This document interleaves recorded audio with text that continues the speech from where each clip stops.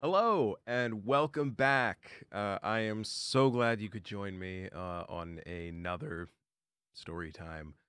I'm filming these all at once, so I'm still not entirely back into the swing of it. I am so glad you could join me.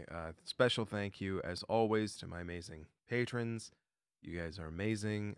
That Nat is still here. I will kill it one day.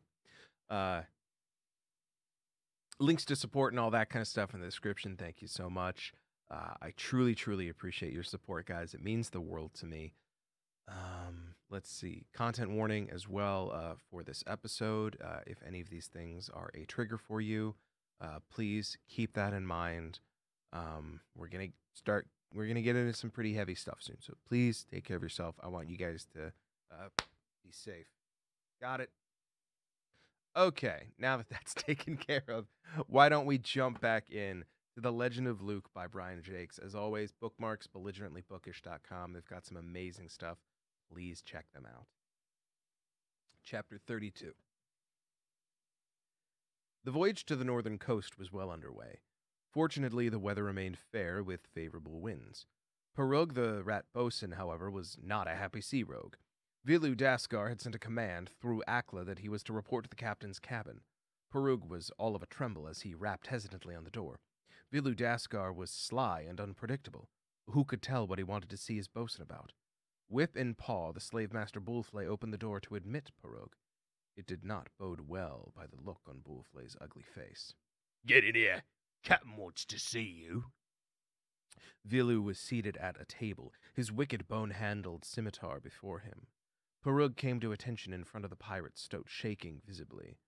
Vilu Daskar sat in silence, his face betraying nothing as he stared levelly at the dithering bosun, who managed to gulp one word. Sire? Vilu touched the silken scarf at his neck, extending the silence till it became almost unbearable. Before he spoke, "There is a thief aboard my ship." A thief? Sire? "Yes, Parug, a thief. I have a dagger to match this sword, bone-handled with a curved silver blade. Last night it was on this table where it usually is. This morning, it is gone." Gone? Sire? Vilu got up and walked around the table, halting behind Parug. He dug his claws into the bosun's shoulder. Parug whimpered in pain and terror as the stoat hissed viciously in his ear. Stop repeating everything I say, or I'll slice the foolish tongue from your slobbering mouth. Have you been walking around this ship with your eyes shut? Other things are being stolen. Food, water, equipment, ship's gear. Now, I want to know the names of those who are robbing me. Do you understand, Parug? Speak! The bosun knew his life was at stake. Words babbled from him like water pouring from a barrel. Sire, Captain, I've noticed it myself. All kinds of things are disappearing, especially victuals and drinks, sire. But on me oath, I'm keeping a sharp weather eye out for the villains. I swear I am, sire, day and night. Vilu released him and went to sit back in his chair. "But you haven't a clue who the thieves are, right?" Parug nodded miserably, unable to stop his head from bobbing up and down. Vilu glanced at Bullflay. "I don't suppose you've any ideas about the culprit?" Shuffling awkwardly, the gargantuan weasel shrugged. Can't think of none, Captain, unless 'tis like the crew says. The sea bogle. Some of 'em even says that. Bullflay got no further. Vilu Daskar moved like lightning, clearing the table at a bound, grabbing his scimitar as he did. The stoat laid Bullflay low with a resounding blow to his face from the flat of the glittering blade. "Enough! Do you suppose I am as big a fool as the idiots who serve me? Don't dare speak to me of bogles again or phantoms. What need would ghosts have of food? You addle-witted morons! The thieves are living, breathing beasts, with the need for food and drink any beast has. Out! Get out of my sight, both of you! Search the Gorleech from stem to stern!" Lined up on the deck, the crew of the red ship were made to stand fast all morning as a search was made of their living quarters.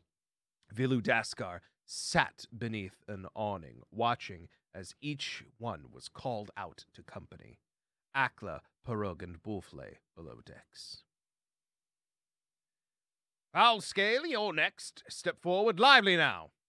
The weasel Foulscale went with the searchers into the crew's accommodation. They searched his hammock and the area around it, and he was then made to gather up his belongings and take them up on deck. Bulflay ordered him to unroll his bundle and display the contents. Then the slave master called out, "Righto, crew, take a look at his gear. Is it all property of Foulscale?" A brass-ringed sea rat stepped forward, pointing. "No, it ain't. That belt's mine. I'd know it anywhere. Shark skin, with a green stone round a brass buckle." "I found it lying in my bunk," Foulscale protested. Viludaskar strode over to Foulscale's belonging. With his sword point, he flicked the belt over to its owner, then addressed Foulscale. "You stole the belt. Now get over there with the others." Ashen-faced, the weasel walked over to join an ever-growing band of sea rogues who had been caught with the property of fellow shipmates among their gear. It was high noon by the time the search ended. Those who were innocent stood in line, looking greatly relieved. More than a score of vermin who had been caught in possession of stolen property huddled miserably around the mainmast, awaiting consequences. Viludaskar delivered his judgment for all to hear. "I know you are not the thieves I seek. Some beasts are plundering wholesale from this ship. Make no mistake, I will find them and punish them, slowly, to the death.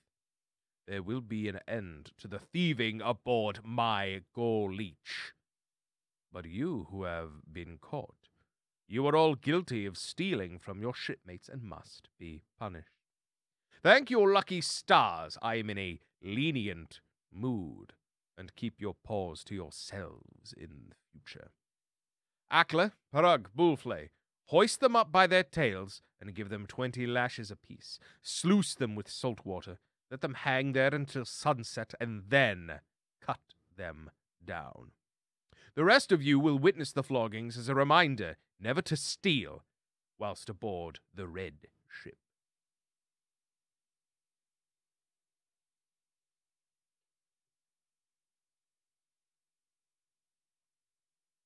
Verg and Bo perched on their raft, well hidden by the overhang of the high-carved stern.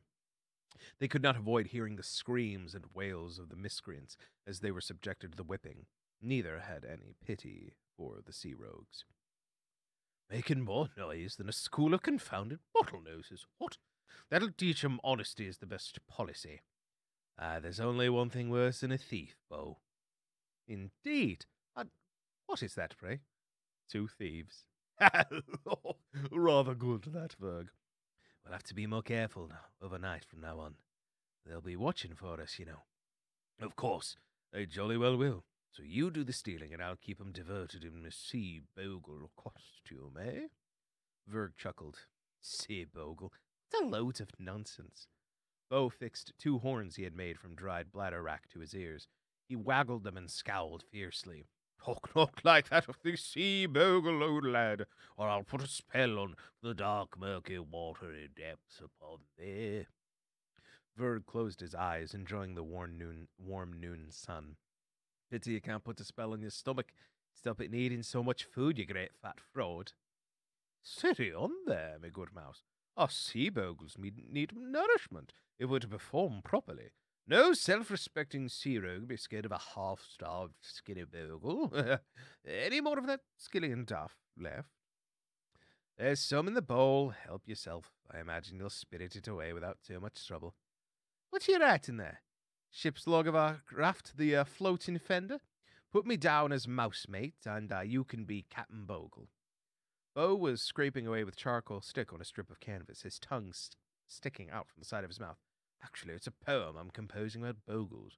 Some of these ignorant vermin may be unaware of the tale, so I'm doing a bit of publicity for myself, don't you know?"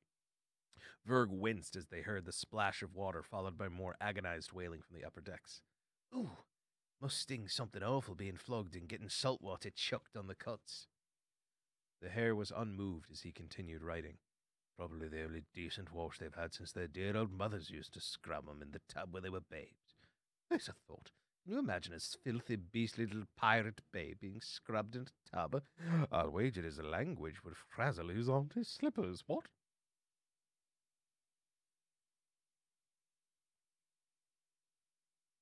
In the crew's accommodation that night, the vermin who had been released sat nursing their hurts, whilst others swaggered about, displaying the treasured gear they had thought lost. The rest huddled around the mess table, playing an old sea rat game with shells and fruit pips. The entire crew jumped with fright as the cabin door slammed open. Parug staggered in, as if his paws were made of jelly, grasping a long strip of sailcloth. The sea rat Willag helped him to the table. "What's the matter, bosun? You look like you've seen a ghost." Some beast passed him a tankard of barnacle grog. He drank the fiery liquor in one long swallow, and it was dribbling down his chin as he stared wildly about. "'Twas the sea rat, mates. 'Twas the sea bogle, mates. I saw the sea bogle with me own 2 eyes. Oh, me have it, I did." A chilled silence fell over the crew. Parug was quite a stolid rat, not given to silly imaginings. The tankard was refilled and Parug took a deep swig before continuing. "I just came out to patrol the deck, searching for a sign of any thieves. But before I could blink, a gleam it had me by the throat. Long arms it has, like steel. I couldn't move. I tell you, shipmates, I'll never be the same again after seeing a bogle. It had great big horns, 3 eyes, and a fierce face that was all lit up, glowing. Covered it was with horrible flowing weeds from the bed of the seas, all wet and dripping. It was too terrifying to describe." Willag took a gulp from the tankard Parug had put down. "Why didn't you tell the captain?" Parug shot him a haunted glance, whispering dementedly. "Captain won't hear none of it. He don't believe in bogles. I couldn't tell him, mate. He would have slayed me." Foulscale temporarily forgot his stinging back. "Did the bogle speak to you, Parug? What did it say?" The boatswain held up the canvas strip. "It never said nothing, just growled and gave an awful squeak, like a bottle-nosed dolphin. Then it pressed the sailcloth into me paw, let go of me, and stood there." Foulscale shook his head in amazement. "So what did you do?" "Do? What do you think I did? I ran off fast as I could." Is it still out there, do you think?" "I don't know. Go and look for yourself." "What? Hey, listen, mate. I ain't moving out of this cabin till it's daylight and the sun is shining, so there." The crew nodded their heads vigorously in agreement. Willag picked the sailcloth from Parug's shaking paws. "See, there's writing on it. What does it say, Parug?" "I don't know. I can't read letters or words." Grig the sea rat beckoned to Willag. "Give it here. I can read. Let's see what it says." Grig read it out in halting tones. He could read, but only just. His voice echoed around in the awed silence. "From the dark depths and icy deeps, where the dreaded bogle sleeps, he'll rise one night, climb aboard your ship, bringing fear and death-like doom to every cabin room. Beware the bogle's clammy vice-like grip. Aye, woe betide the crew, sailing on the mains of blue, and to those who don't believe me double grief. When the bogle takes a meal, you'll hear a dreadful squeal. He strikes with nightmare falls just like a thief. Aye, who of you can tell? Give him gifts and feed him well, then the bogle may slide back into the sea. But if gifts and food be few, hearken now, for it is true, the bogle may eat you, or even me. Crack some ribs, or crush a skull, stuff down hearts till he is full. Rip paws and tails off any poor beast. Lock your cabin doors this night, shake with terror, quake and fright, for the bogle may invite you to his feast." Grig was shaking so badly when he finished the poem that he dropped the canvas. Willag was the first to move. He dashed to the cabin door and locked it, calling down the long, smoky cabin to his mates. "Oh, the skylights! Batten them down tight, trim the lamps and clean them. We need it good and bright in air."